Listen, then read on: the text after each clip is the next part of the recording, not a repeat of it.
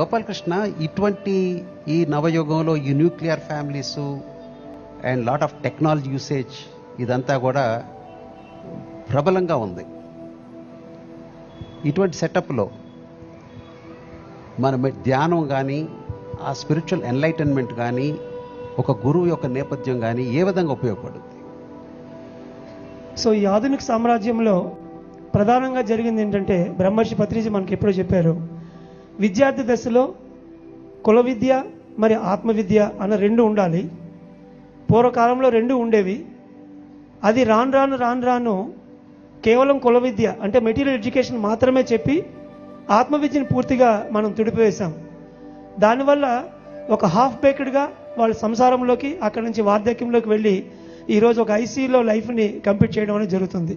So ఆ starting point విద్యార్థి దశలో ఉన్నప్పుడే ఆత్మవిద్యను అందించాలి అని పత్రిజీ ఇచ్చినటువంటి ఆ ఆశయాన్ని ప్రధానంగా తీసుకొని ఇప్పుడున్నటువంటి ఆధునిక సామ్రాజ్యానికి మనం ధ్యానాన్ని కనుక ఆ స్టేజ్లో ఆత్మవిజ్ఞానం అందజేస్తే, ఏదైతే ఇప్పుడు అన్ని రకాలుగా ఆధునిక సామ్రాజ్యంలో మనం డీవియేషన్స్కి విద్యార్థులు గురవుతున్నారో, సంపాదించిన డబ్బులతో వాళ్ళు ఆనందంగా జీవించడం కానీ, ఇప్పుడు కుమారు చెప్పినట్టు తల్లిదండ్రులు అర్థం చేసుకోవడం కానీ, ప్రతి ఒక్కటి ఆ ధ్యానంతో ఆత్మవిజ్ఞానంతో విద్యార్థి దశ నుంచి వస్తుందనేది మనం తెలుసుకోవాలి.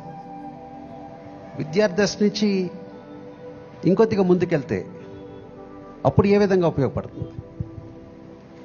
విద్యార్థి దశ నుంచి ముందుకు వెళ్ళేటప్పటికి ఆ స్టేజ్లో ఎప్పుడైతే మిడిల్ పాత్లో వాళ్ళు వండర్ఫుల్గా ఉంటారో, ఇప్పుడున్న ప్రపంచం మొత్తానికి దీన్ని అందించాలి అన్నటువంటి ఒక సామాజిక స్పృహ వాళ్ళలో కలిగి, ఏదైతే మనం ప్రతి ఒక్క వ్యక్తి స్వాతంత్ర సమయంలో ఒక పోరాటంలోకి వచ్చారో, ఇప్పుడు పత్రిజీ ఇచ్చినటువంటి మహా ఆశయాలకి వాళ్ళు కూడా ఒక వీణగా, ఒక తంతిగా మోగడం అనేది ఆటోమేటిక్గా వాళ్ళు ఒక కుటుంబంగా బాధ్యత తీసుకొని ముందుకు వెళ్ళడానికి అది చాలా దోహదపడుతుంది.